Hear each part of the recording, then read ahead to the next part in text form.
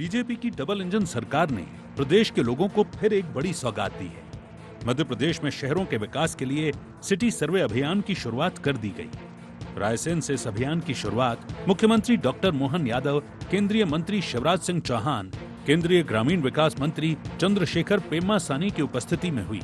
मुख्यमंत्री डॉक्टर मोहन यादव ने city programme सर्वे को काफी महत्वपूर्ण अभियान बताया है। उन्होंने कहा कि शहरों की जमीन का डिजिटल भूमि रिकॉर्ड बनाया जाएगा। हवाई सर्वेक्षण और नई तकनीक के जरिए पूरा डेटा सरकार के पास आ जाएगा। इससे ट्रांसपेरेंसी बढ़ेगी। आपके यहाँ कोई खेत खाली नहीं रहेगा, हर खेत को पानी मिलेगा, हर खेत को बिजली मिलेगी। इसीलिए ये नक्शा कार्यक्रम है। अब आपके अपने गांव में, आपके प्लाट में, आपके शहर में ड्रोन से सर्वे करके नक्शे के आधार पर जो जहां वहीं रहेगा, उनकी व्यवस्था में मदद करने के लिए आज का ये कार्यक्रम है। नक्शा के फायदे। नक्शा यानी NAKSHA, national geospatial knowledge based land survey of urban habitations. इसका उद्देश्य शहरी भूमि रिकॉर्ड्स के लिए एक सटीक और व्यापक भू स्थानिक डाटाबेस तैयार करना है। उन्नत GIS तकनीक से हवाई और जमीनी सर्वेक्षण कर भूमि प्रशासन को बनाया जाएगा बेहतर। शहरों की जमीन का डिजिटल भूमि रिकॉर्ड बनाया जाएगा। हवाई सर्वेक्षण और नई तकनीक से जमीन का पूरा डेटा सरकार के पास आ जाएगा। लोगों को अपने भूखंड और मकान के स्वामित्व की सही जानकारी मिलेगी। भूमि रिकॉर्ड स्पष्ट होने से योजनाओं को लागू करने में आसानी होगी। संपत्ति की स्थिति स्पष्ट होने से लोग आसानी से बैंक लोन ले सकेंगे। संपत्ति कर वसूली में सुधार, जिससे सही रिकॉर्ड होने से टैक्स संग्रहण बेहतर होगा। सटीक डेटा होने से किसी भी आपदा के समय सही योजना बनाई जा सकेगी। आपको बता दें कि इसी तरह की योजना केंद्र सरकार ग्रामीण संपत्तियों के पारदर्शी सर्वे के लिए भी चला रही है। स्वामित्व नाम से संचालित इस योजना के जरिए गांव में रिहायशी जमीन के मालिकाना हक को पुख्ता करने की कवायद की जा रही है। स्वामित्व स्कीम में भी ग्रामीण इलाकों में रिहायशी जमीन के मैप ड्रोन्स की मदद से जनरेट किए जाते हैं। स्वामित्व योजना के कार्ड से भी ग्रामीणों को अपनी प्रॉपर्टी की गारंटी पर बैंक लोन लेने में आसानी होगी।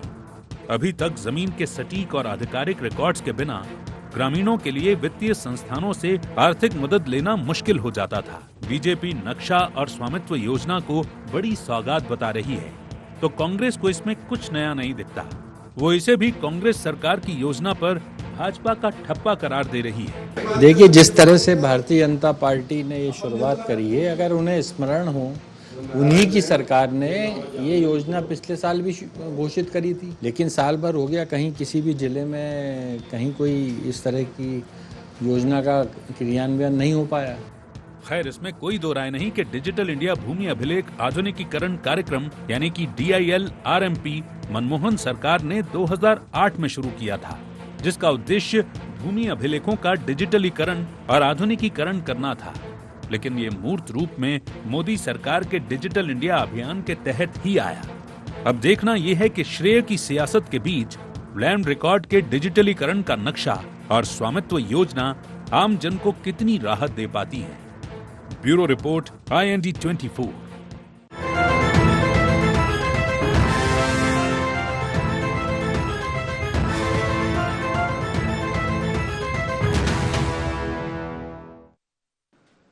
नमस्कार, IND एजेंडा राहत का नक्शा में आपका स्वागत है। मैं हूं आपके साथ नवीन पुरोहित। चर्चा को विस्तार देंगे, उसके पहले IND एजेंडा के मुख्य बिंदुओं की तरफ एक निगाह डालते हैं।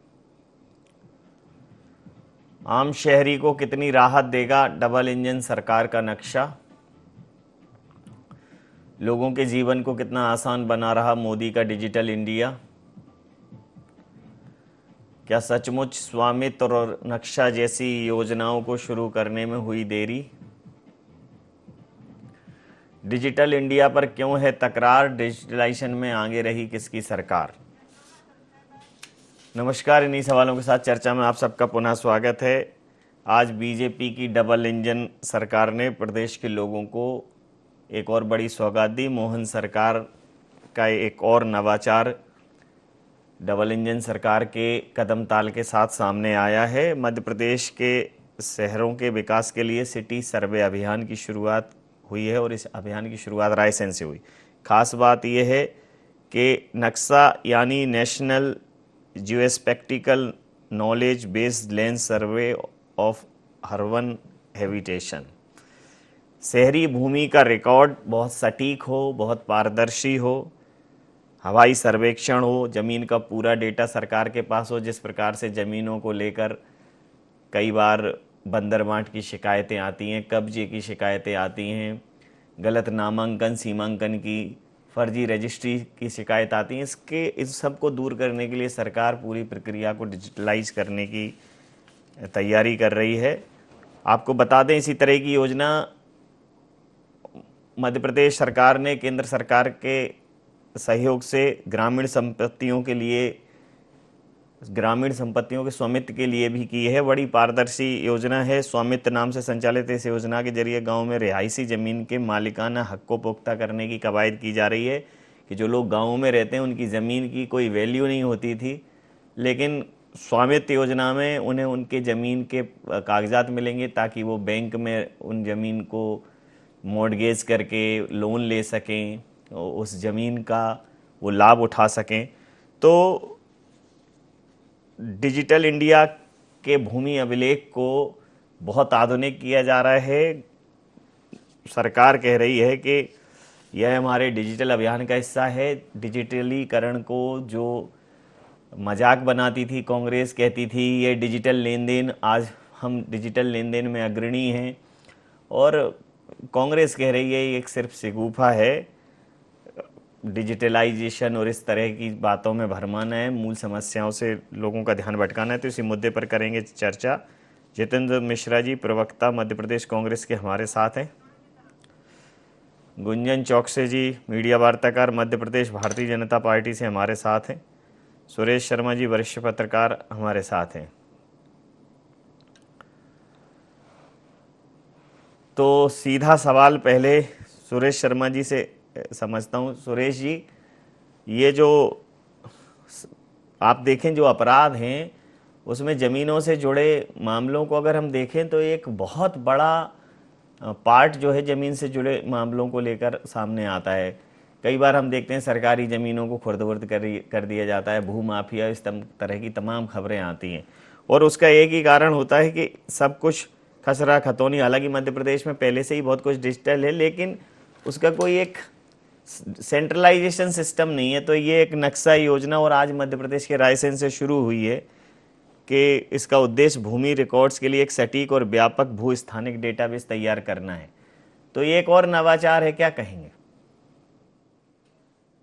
देखिए, ग्रामीण अंचलों की जो संपत्ति थी, यानी कि किसी के मकान थे, किसी के में पशु बांधने का स्थान था, किसी में चारा रखने का स्थान था, उसका जो है सर्वेक्षण बड़ी तेजी से देश भर में हुआ है, और वहाँ जो है शासन की तरफ से डॉक्यूमेंट्स उनको उपलब्ध कराए गए हैं, जिनसे वो अब पात्र होंगे सरकारी बैंकों से या सहकारी बैंकों से लोन लेने के लिए। और उनके सामने ये जो विवाद था कि भाई ये पड़ोसी का मकान है, ये मेरा मकान है, उसने उस पर कब्जा कर रखा, वो सारा जो है समस्या से का निदान ग्रामीण अंचलों में बड़ी संख्या में हो गया। यदि कोई छिटपुट मामले बचे होंगे तो वो अपनी जगह है, और उनको भी दुरुस्त करने के लिए और तहसील और ये सब जो है इसके लिए सक्रिय है। मेरे को याद है, मैंने देखा था कि वो ड्रोन सिस्टम से जो है वो एक सर्वे करते हैं, और उसके आधार पर उसका नक्शा तैयार हो जाता है, और उस नक्शे को कौन कौन उसके मालिक है उनका उसमें उल्लेख करके और इस प्रकार का वो बना दिया जाता है। तो इसी प्रकार से शहरी क्षेत्र में भी ये सब किए जाने की तैयारी है। इसके पीछे 2-3 बातें मुझे लगती हैं। पहले तो ये है कि जो भूमाफियाओं का कब्जा सरकारी जमीनों पर हो गया है, उससे मुक्ति दिलाने में एक बड़ा योगदान मिलेगा, और सरकार का जो लैंड बैंक है वो तैयार हो जाएगा, और आम आदमी के सामने एक स्पष्ट परिस्थिति सामने रहेगी कि ये किसका प्लाट है, किसका भवन है, किसकी खेती है, या किसका फार्म हाउस है। ये सब जानकारियां उसमें स्पष्ट हो जाएंगी। दूसरी ये हो जाएगा कि जो माफियाओं ने सरकारी जमीन, जैसे मान लो आपने मध्य प्रदेश भोपाल में ही अपन देखे तो ईदगाह का बड़ा सारा हिस्सा जो है वो तो सरकारी है। लोगों ने उसके अंदर बड़ी चतुराई करके और कोर्ट के माध्यम से अपना कब्जा बता दिया। मनोज श्रीवास्तव जी के कारण जो है एक बार जांच हुई थी, उस जांच का परिणाम भी हमारे सामने आया था, और उन्होंने बता दिया था कि बड़ी जमीन जो है वो सरकारी है और लोगों ने उस पर कब्जा कर रखा है। तो इस प्रकार की बहुत सी चीजें जो है सामने आई थी। और अब ये जो बन करके तैयार हो जाएगा, सर्वे के आधार पर जो नक्शा तैयार होगा, उसका परिणाम ये होगा कि जो कंट्रोवर्सियां समाप्त होंगी, लेकिन एक जरूर इसके अंदर रहेगी बात कि लोग जो है वो फाइनेंशियल क्राइसिस की तरफ जाएंगे, लोन ले लेंगे, फिर चुका पाएंगे कि नहीं चुका पाएंगे, कितना चुका पाएंगे। ये एक पक्ष जरूर इसमें दिखाई देता है, जो आमतौर से अब ग्रामीण अंचल में भी ये देखने को मिल रहा है। बाकी ये एक अच्छी योजना है और उस अच्छी योजना के परिणाम सामने आए। गुंजन जी, ये जो डिजिटल इंडिया में एक नया नवाचार जोड़ रही है नक्शा, कांग्रेस कह रही है ये सब जो है मनमोहन सरकार के समय शुरू किया था, भूमि अभिलेख आधुनिकी कार्यक्रम, उसी का ये एक फाइन ट्यून वर्जन है, उसी का एक एक्सटेंशन है, कोई नवाचार नहीं है। इन लोगों को अकारण की चीज़ों का श्रेय लेने का एक श्रेय लेने की इनकी राजनीति है, श्रेय लेने की इन्होंने संस्कृति बना ली है। क्या कहेंगे?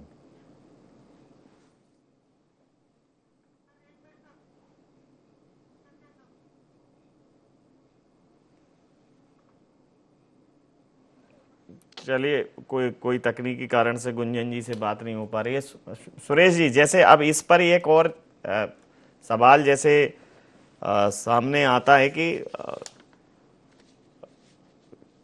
कांग्रेस जैसे कुछ अब राजनीति में एक ऐसी स्थिति आ गई है कि हर अच्छा बुरा अब राजनीतिक चश्मे से देखा जा रहा है। जैसे आप देखें, खसरा खतौनी से लेके और पटवारी और इन सब स्तर पर भ्रष्टाचार की बातें आती हैं, खुद विपक्ष इस पर सवाल उठाता है, लेकिन जब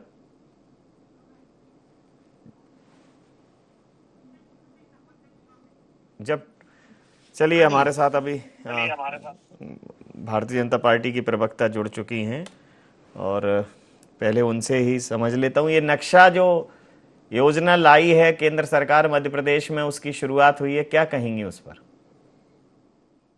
नवीन जी, हमारे यशस्वी प्रधानमंत्री श्री नरेंद्र मोदी जी ने विकसित राष्ट्र 2047 का जो संकल्प लिया है, उसी संकल्प पे भारतीय जनता पार्टी की सरकार और मध्य प्रदेश में डॉक्टर मोहन यादव जी की सरकार पूर्ण रूप से संकल्पित है, प्रतिबद्ध और उसी दिशा में आगे बढ़ रही है।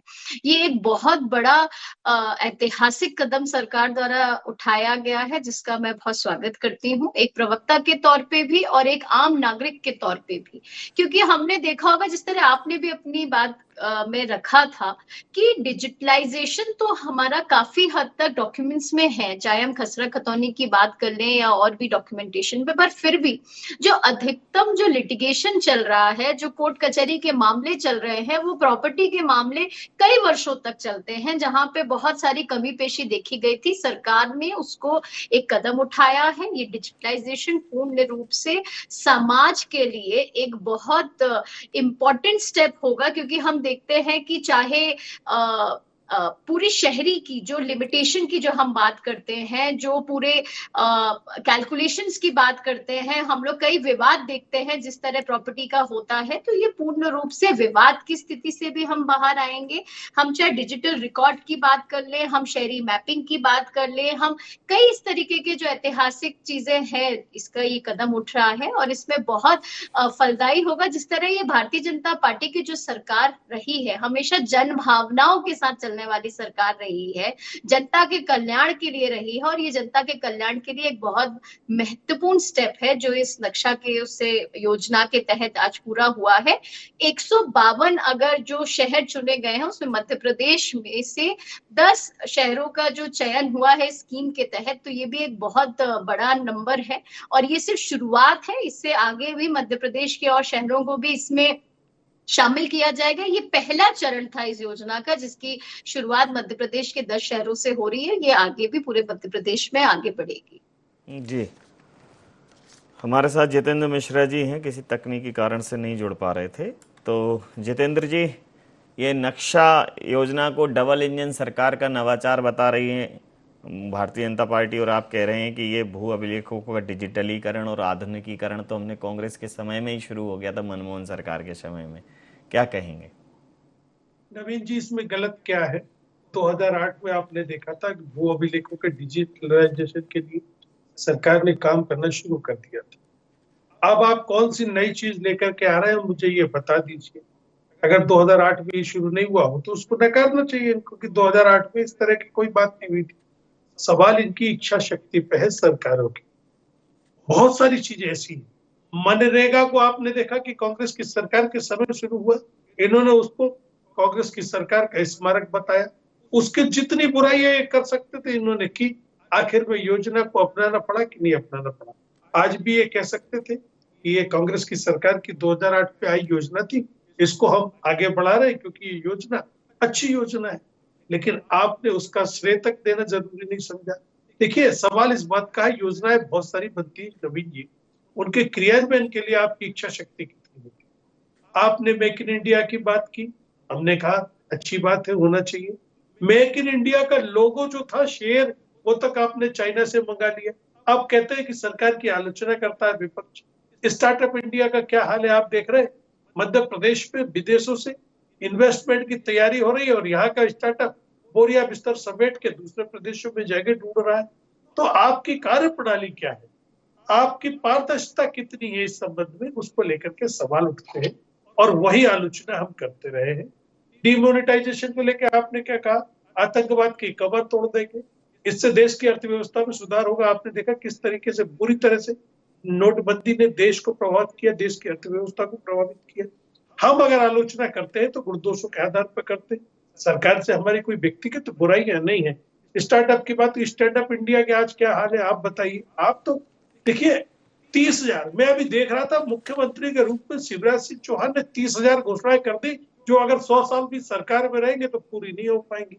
सिर्फ ताली बजवाने के लिए, सिर्फ अपना महिमा मंडन करने के लिए आप इस तरह की योजना। नवीन जी, एक वाकया मुझे याद आ गया। बाबूलाल गौर जी मुख्यमंत्री हुआ करते थे, बाड़ी नगर में गए थे और वहां एक स्टेडियम की घोषणा कर दी। जब स्टेडियम नहीं बना और लोगों ने उनसे आके कहा तो उन्होंने कहा कि वो तो झूठी घोषणा अधिकारियों ने करवा ली थी मुझसे। तो देखिए, सरकार चलाने के पीछे आपकी इच्छा शक्ति होना चाहिए। आपको इस बात की पारदर्शिता लाना चाहिए कि आप कह क्या रहे और कर क्या रहे। ये डिजिटलाइजेशन का बहुत पुराना प्रोग्राम है, लेकिन आपकी इच्छा शक्ति, आपके पटवारी, आपके तहसीलदार और जो नौकरशाह जिले में बैठता है वो आपको कितना महत्व देता है, आपकी योजनाओं पर काम करने की कितनी उसका मन होता है, इस पर डिपेंड करता है। किसी भी योजना से सफलता नहीं मिलती जब तक आप उसका फॉलो अप नहीं करेंगे। 2008 से अभी तक डिजिटलाइजेशन हो जाना चाहिए था, लेकिन चूंकि आपने एक ड्रोन की बात कर दी। अरे ड्रोन कोई आज है, ड्रोन कब से पटवारी यूज कर रहे हैं सीमांकन के लिए। इसमें नया क्या है मुझे ये बता दीजिए आप। सिर्फ यह है कि आपको अपने नाम से एक नया प्रोग्राम लाना है, आपको अपने नाम से। आज भी आप खेतों में जाइए, वहां ड्रोन से सीमांकन होता है और ड्रोन बताएगा कि किस जमीन पे सरकारी कब्जा और किस जमीन पे व्यक्तिगत लोगों का कब्जा। ये तो अभी पटवारी को बुलाइए, वो एक एक इंच जमीन बता देता है किसका किस पे कब्जा है और कौन सी सरकारी, और सरकारी जमीन पे किन लोगों ने कब्जा कर रखा है। इसके पीछे आपको ये दिखाना पड़ेगा कि अगर सरकारी जमीन पे कब्जा है बाहुबलियों का, माफियाओं का, तो उस पर उनसे हटाने की दिशा में आप कितने कदम उठाएंगे, आप ये बताइए। आदिवासियों को अधिकार कांग्रेस की सरकार ने दिए थे कि नहीं दिए थे। आप उन पट्टों को जो कांग्रेस ने बांटे थे उन पर आदिवासियों को कब्जा नहीं दिला पाए, और आप बात करते हैं कि हम आगे बढ़ने का काम कर रहे हैं। तो देखिए, सवाल इस बात का है, योजना कोई भी हो उसकी सफलता का निर्धारण आप कैसे करते हैं, उसकी सफलता को लेकर के आप कितने चिंतित रहते हैं, उसके कैसे फॉलो अप लेते हैं। वो अगर होगा तो ये योजना सफल होगी, नहीं होगा तो मुझे लगता है और 10-20 योजना ले आएंगे, सफलता कहीं नहीं दिखेगी। क्योंकि मैंने आपको इतने उदाहरण गिनाए। जीएसटी को लेकर आप कहते थे कि एक देश एक टैक्स, 12 बजे आपने जश्न मनाया था। आज जीएसटी के हाल क्या है आपने देखा।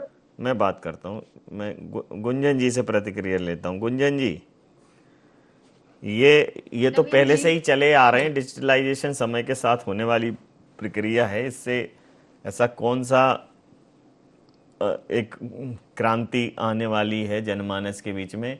कांग्रेस का कहना है कि आप कराइए, अगर आपको करानी ही है तो जो भूमाफियाओं से ज़मीनें मुक्त कराइए, वो सरकार वो इच्छा शक्ति दिखाए।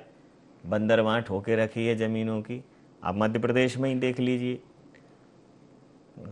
कितने लोगों को ज़मीन सरकार ने लीज पे दी है किसी को एनजीओ चलाने के लिए दी, तो किसी को अखबार चलाने के लिए दी, किसी को मीडिया हाउस चलाने के लिए। आप देख लीजिए, उसमें लिखा है इसके अलावा आप कुछ नहीं कर सकते। करवा लीजिए ज़मीनों के सर्वे। किसी पे मॉल बन गए हैं, किसी पे होटल खुला है, किसी पे रेस्टोरेंट खुला है, किसी पे कुछ खुला है। सामने आँख के सामने है सरकार की, उसमें ड्रोन सर्वे क्या कर लेगा? नवीन जी, इन्हीं सवालों का जवाब है ये जो नक्शा, ये योजना आई है। अगर इसका डिजिटलाइजेशन होता है तो इसमें तकलीफ क्या है? कांग्रेस को तकलीफ बता दे। एक तरफ कांग्रेस कहती है कि तो पहले से चला आ रहा है, और दूसरी तरफ अब हम डिजिटलाइजेशन की बात करते हैं कि सब कुछ सार्वजनिक होगा, सब कुछ रिकॉर्ड पे होगा, सब कुछ जनता जनार्दन के पब्लिक डोमेन में होगा। तो इन्हें तकलीफ हो रही है। इन्हें तकलीफ इसलिए हो रही है क्योंकि भूमाफिया ये स्वयं है। इन्हें तकलीफ इसलिए हो रही है। अभी आपने जितेंद्र जी को सुना, उन्होंने क्या कहा, कितनी हास्यप्रद बात बोली कि अगर आपको पता लगाना, आप पटवारी को बुलाओ और उससे पूछ लो, इसमें क्या मुश्किल है। तो पटवारी को बुला के पूछना, अगर इसको हम डिजिटलाइजेशन के तौर पर बदलने की कोशिश कर रहे हैं कि हर एक चीज किसी एक पटवारी पर निर्भर ना हो और वो पब्लिक डोमेन का पार्ट बन जाए, इससे ट्रांसपेरेंसी बढ़े, इससे पारदर्शिता बढ़ेगी, इससे एक बहुत ही सुलभ तरीके से, सुशासन के तरीके से हमारे अगर प्रॉपर्टी की डील्स होंगी या सारा प्रॉपर उसका सर्वे होगा, मैपिंग होगी, तो इसमें तकलीफ क्यों हो रही है जितेंद्र जी को या कांग्रेस पार्टी को? एक तरफ कहते हैं पहले से चला रहा, तो कहां है पहले से? आप बताएं कहां पर है? अगर ये कांग्रेस की देन थी, ये डिजिटल इंडिया मूवमेंट जो यशस्वी प्रधानमंत्री नरेंद्र मोदी जी ने चलाया था, उसमें भी सवाल खड़े किए थे कांग्रेस ने। लेकिन आज आप देखिए पूरा देश और देश का हर एक बच्चा उससे कितना लाभार्थी है। आप गांव में भी आप देख रहे हैं जिस तरह तकलीफ कहां हो रही है, पूछ पेमेंट जिस तरीके से होता है। पूछ लेता हूं। स्टार्टअप इंडिया मूवमेंट की जब बात हुई, वहां पे भी इन्होंने सवाल खड़े किया। स्टार्टअप का भी आप देख रहे हैं, जिस तरह युवा जितने हैं उससे लाभार्थी रहे हैं। उसी तरह अगर हम रिकॉर्ड्स को नवीन जी, तकलीफ नवीन जी आपकी बात नहीं सुना पाई, मैं एक बार बस कंप्लीट कर रही हूँ। अगर हम रिकॉर्ड्स को जरा एक मिनट सुन लेते हैं, जरा 30 सेकंड और सुन लेते हैं। सेकंड राउंड टाइम से खत्म करना पड़ेगा। जी बोलिए, जी बोलिए गुंजन जी, क्या कह रही हैं? नवीन जी, बस मैं अपनी बात यहीं पे विराम दूंगी कि अगर किसी भी चीज की ट्रांसपेरेंसी बढ़ा रही है सरकार, डिजिटलाइजेशन कर रही है, उसको पब्लिक डोमेन में ला रही है, ये तो जन कल्याण की योजना है ना, इससे तो इन्हें खुश होना चाहिए था, ना कि इस पे सवाल खड़े करने चाहिए। जी जितेंद्र जी, क्या तकलीफ है आपको? इस पर तो आपको खुश होना चाहिए था। नहीं देखिए नवीन जी, 2008 की योजना है, आप सरकार में बैठे, आप उस योजना को पूरा नहीं करते और नाम बदल करके सामने खड़ा कर देते हैं कि ये योजना हमारी। आपको कम से कम 2008 की योजना पर क्रियान्वयन किया होता तो अभी तक सब कुछ डिजिटाइज हो जाता। असल में है क्या, इनकी मंशा ये है कि ये निवेश के नाम पर, इन्वेस्टमेंट के नाम पर, ये बाहर के लोग को ये दिखाना चाहते हैं कि मध्य प्रदेश में इतनी जमीन है, और 1 रुपए स्क्वायर फीट की नाम पर ये उसका बंदरबाट करने की तैयारी कर चुके हैं। इसलिए इस तरह की चीजें सामने आ रही। आपने अभी कहा और मैं फिर कह रहा हूँ कि कितने उद्योगों को आपने जमीन आवंटित कर दी, उनमें कितने उद्योग लगे, एक बार उसका सर्वे करा लीजिए, आपकी हकीकत सामने आ जाएगी। किसी नाम से जमीन अलॉट करी गई, किसी नाम से उसमें काम हो रहा है। भू माफियाओं के चक्कर में मध्य प्रदेश सरकार पड़ गई है। भू माफिया इस तरह हावी है कि पहले आपने देखा एक आईपीएस को कुचल दिया, अब एक आईएएस की हत्या कर दी। रोजाना लगातार भू माफिया मध्य प्रदेश में हावी होता जा रहा है। खनन माफिया आपने देखा किस तरीके से हावी हो रहा है। उन पर कार्रवाई करते नहीं, एक रियायत लेकर के आ जाते हैं कि सब कभी कोई सरकार आएगी काम करेगी तो कहेंगे ये हमारी योजना थी। जब 2008 में डिजिटलाइजेशन हो गया था, उसको लेकर के योजना बन गई थी, अभी तक काम क्यों नहीं किया? अब ये नए मुख्यमंत्री जी आए, अपने नाम से इसकी घोषणा कर दी। अरे ये सारी योजनाएं जितनी आप बात करते हैं, ये सारी की सारी पुरानी योजनाएं हैं। आप नया कुछ भी नहीं कर रहे हैं। सिर्फ आपकी निगाह में यह है कि किसी तरीके से इन्वेस्टमेंट आए मध्य प्रदेश में, उनको जमीनें हम अलॉट कर दे, काम खत्म हो जाए, जैसा पहले आपने किया। हम लगातार कहते रहे कि आपने 6-6, 7-7 इन्वेस्टर प्रतिक्रिया लेके चर्चा समाप्त करता। अंतिम प्रतिक्रिया के साथ चर्चा समाप्त करूंगा। सुरेश शर्मा जी, आप देखिए कि बहुत से एनजीओ को जो तमाम सामाजिक कार्यक्रमों के नाम पर और योजनाओं के नाम पर सरकार से जमीनें लेते हैं, फिर वहीं दुकानें बन जाती हैं, हॉस्टल बन जाते हैं उन्हीं कैंपस में, और जो लीज की शर्तों में लिखा रहता है कि ये भूमि सिर्फ इसी हेतु है, अगर नहीं होगा तो इसको सरेंडर कर दिया जाएगा, अमान्य कर दिया जाएगा। वो मुंह चढ़ाती हुई नजर आती हैं। आप प्रेस कॉम्प्लेक्स की स्थिति देख लीजिए, आप अन्य जहां भी कई उद्योग धंधों की स्थिति देख लीजिए, उन लोगों से वो जमीन के सौदे, वो जमीन मतलब लीज की जमीन दूसरे को बेच देते हैं। अभी वो जिसमें एमडी ड्रग्स बन रही थी उसने किसी दूसरे को, जबकि सरेंडर करना था, अगर वो नहीं चला पा रहा था उद्योग, उसने किसी दूसरे को बेच दी। अभी जाके कुछ सर्वे वगैरह हुए हैं। तो निश्चित रूप से इसको रोकने के लिए सरकार को प्रभावी कदम उठाने पड़ेंगे, क्योंकि जमीन एक आदमी एक 1200-1500 स्क्वायर फीट का मकान बनाने में उसकी जीवन खप जाता है एक आम आदमी का। और ये जो भूमाफिया हैं, ये तमाम सिस्टम के लूप होल्स पकड़ के कहीं इस पे जमीन अलॉट करा रहे हैं, कहीं उस पे जमीन अलॉट करा रहे हैं। पात्र हैं तो वो चप्पलें घिसते हुए नजर आ रहे हैं। क्या कहें? बहुत सारे लोग लाभ ले जाते हैं, इसमें किसी को कोई शक नहीं है। तो वो तो बड़ा गंभीर विषय है, उसका मामला तो हाई कोर्ट और कोर्ट में भी चल रहा है। अनेकों बड़े बड़े घरानों ने अपने व्यवसायिक स्थलों में बदलाव करके और उसको लाभकारी बनाने की कोशिश की है, और कुछ ने तो जो है मॉल्स वगैरह को ही दे दिए। अब जितेंद्र भाई नाराज हो जाएंगे, पर कोई बात नहीं है। वो नवजीवन और नेशनल हेराल्ड की पूरी जमीन जो है वो तो विशाल मेगा मार्ट और वो उनको चली गई, तो अब उसके ऊपर कितना बड़ा हो गया, और ऊपर जो है केवल बोर्ड लगा हुआ है। और ऐसा अकेले का नहीं है, कई ऐसे संस्थान है। आप भोपाल विकास प्राधिकरण के पास से देखना चालू करिए, सब बिल्कुल बदला सा नजारा नजर आता है। आपके यहाँ आसपास भी देखेंगे तो बदला हुआ नजारा नजर आता है कि जिनको दिया था वो जो है किसी प्रिंटिंग प्रेस वालों को और इनको सबको बेच के चले गए। तो ये तो एक बहुत सामान्य सी बात है कि जो माफिया और या जो इस प्रकार से भूमि कब्जाने वाले लोग हैं, उनकी प्रशासनिक स्तर पर तालमेल होती है और उसके बाद वो लेकर के आ जाते हैं। ये सब लंबे अनुभव का हमारा सबका आपका विषय है। दूसरी बात मैं ये कहना चाहता हूँ कि जो ये योजना है, इस योजना को 2008 की योजना से नहीं जोड़ना चाहिए। दोनों में अंतर है, और हमारे आदरणीय मित्र को और बाकी हमारे सभी लोगों को ये मालूम है कि 2008 में जो है वो दस्तावेजों के डिजिटलीकरण की बात हुई थी कि जो हमारे दस्तावेज हैं उनको जो है कंप्यूटरीकृत कर दिया जाए, और एक बड़ी मुहिम उस जमाने में चली थी। और यदि मान लो इच्छा शक्ति का जहाँ तक सवाल है, तो 2008 में मनमोहन सरकार ने शुरू किया था, और उसका श्रेय जो है हमारे जितेंद्र भाई को हम दे देते हैं, लेकिन इच्छा शक्ति किससे ले गया होगी? 2014 के बाद की इच्छा शक्ति की अपेक्षा करोगे क्या? एक बड़ा डायलॉग और बोल गए, बड़े मीठे मीठे में डायलॉग ऐसे बोल जाते हैं, मुझे बड़ा कई बार लगता है कि मामला क्या हो रहा है। 2008 की मुझे कहा कि हमने आदिवासियों को पट्टे बांटे, आप उन्हें कब्जा दिला देते। अरे भाई, पट्टे बांटे तो क्या बात है, किसके बांटे? कब्जा नहीं दिलाया था क्या आपने? जो कब्जा दिला दे, या कब्जा जो है आपने दिलाया था और फिर लोग उसको हटा गए और फिर जाके बैठ गए, उनको कब्जा दिलाना थोड़ा सा स्पष्ट होना चाहिए। तो इसलिए मेरा कहना ये है कि ये बहुत अच्छी योजना है, इस योजना की प्रशंसा करना चाहिए, और विपक्ष में रह करके केवल योजनाओं की आलोचना करें। कांग्रेस की योजना भी भारत सरकार की योजना है, वर्तमान सरकार की योजना भी भारत सरकार की योजना है। प्रदेश की योजनाओं को और सरकार की योजनाओं को पार्टियों की योजना नहीं बनाई जा सकती। ये बात सही है कि राजनीतिक लाभ लेने के लिए हम सब इस तरह की बातें करते हैं, पर सरकारों की योजनाओं को सरकारों की योजना मान करके सबको साथ देना चाहिए। योजना की कमी गिनाना चाहिए कि आपने ये करा, इसमें ये और करना चाहिए था। मुझे लगता है ये एक सकारात्मक पक्ष होगा। तेजी से डेवलपमेंट समय के बिल्कुल अंतिम चरण में बहुत माफी के साथ मैं ये चर्चा यहाँ समाप्त करूंगा। आप समस्त महानुभावों का बहुत बहुत धन्यवाद, बहुत बहुत आभार। तो नक्शा और स्वामित्व योजना भू अभिलेखों में और जमीनों के स्वामित्व में क्रांतिकारी परिवर्तन लाएंगी, और यह क्रांतिकारी योजनाएं साबित होंगी। ये ट्रांसफॉर्म करेंगी इस सेक्टर को। और योजनाएं अगर अच्छी हैं, योजनाएं सरकार की हैं, किसी पार्टी की नहीं है, अच्छी हैं, उनकी प्रशंसा की जानी चाहिए। अगर उनमें कमी है बताना चाहिए। अगर पॉलिटिकल दृष्टिकोण से ही सिर्फ देखेंगे तो कभी भी कुछ अच्छे के लिए एक राय हो नहीं पाएगी। IND एजेंडा में नहीं, आप बने रहिए IND 24 के साथ और देखते रहिए IND 24। नमस्कार।